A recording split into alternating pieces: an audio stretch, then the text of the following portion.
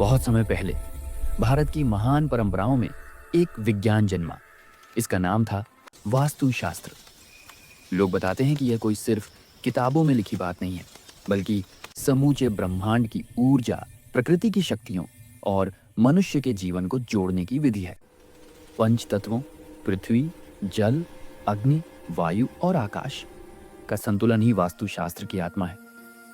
इन तत्वों में संतुलन से घर और जीवन में कितना सुकून, समृद्धि और आनंद आता है, यह कहानी उसी यात्रा की है। एक सदियों पुराने गांव में एक परिवार रहता था जो अपने नए घर के निर्माण में वास्तुशास्त्र के नियमों को समझना चाहता था। उनके बुजुर्ग दादा कहते हैं, बेटा याद रखना, पृथ्वी वे आधार है जिस पर सब टिका है। घर की नींव दक्षिण पश्चिम में मजबूत रखो, जिससे सारी ऊर्जा सहेजे रहे। उन्हें बताया गया कि वायु जो दिखती तो नहीं लेकिन महसूस होती है, घर में पूर्व और उत्तर दिशा से आनी चाहिए ताकि ताजगी बनी रहे। उनकी माँ बोली, जल का प्रवाह उत्तर पूर्व में रखना चाहिए, क्योंकि सुबह सुबह सूर्य की किरणें जब जल से टकराती हैं तो उसमें शुद्धता आती है। इसी जल से संपर्क में अन्य तत्व भी जागृत होते हैं। रसोई के बारे में सबने मिलकर सोचा। दादा ने कहा, रसोई घर आग्नेय कोण यानी दक्षिण पूर्व में बनाओ।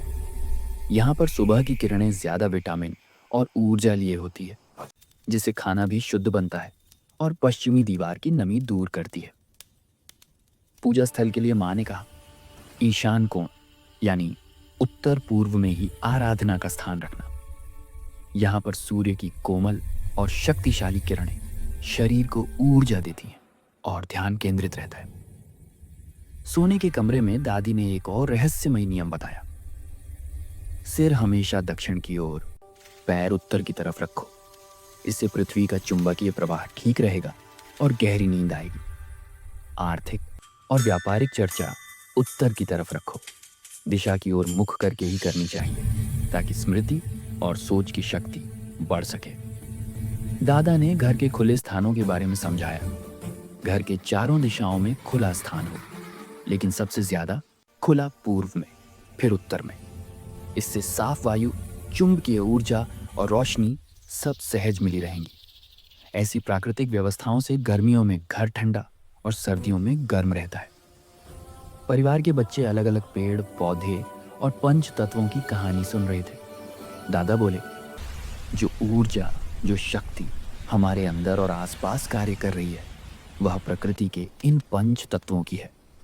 जब इनका संतुलन बिगड़ता है तो वास्तु दोष उत्पन्न होते हैं, लेकिन जब ये सही रहते हैं तो हमारे जीवन में सच्ची शांति और समृद्धि आ जाती है। आखिर में दादी ने समझाया, वास्तुशास्त्र कहने को तो नियमों का सेट है, मगर असल में यह प्रकृति का सच्चा विज्ञान है, जो हमें बता देता है कि किस तरह हमारी रचनाएं, घर, दुकान, कारखाना, सब कुछ ब्रह्मांडीय ऊर्जा से जुड़ जाए। जब नया घर बना तो सुबह की हल्की किरणें घर में आईं। पूरे परिवार ने ध्यान किया, हवा, धूप और पानी से जीवन का आनंद लिया। सबको ऐसा लगा कि घर अब सिर्फ ईंट पत्थर का ढांचा नहीं, बल्कि प्रकृति की ऊर्जा से जुड़ा एक जीवित स्थल बन गया। लेकिन यह तो शुरुआत मात्र थी। अगले वीडियो में हम जानेंगे कैसे आकाश तत्व काम करता है, कौन से वास्तु दोष हमारे जीवन में बाधाएं डाल सकते हैं और उन दोषों को कैसे सिद्ध रूप से ठीक किया जाए।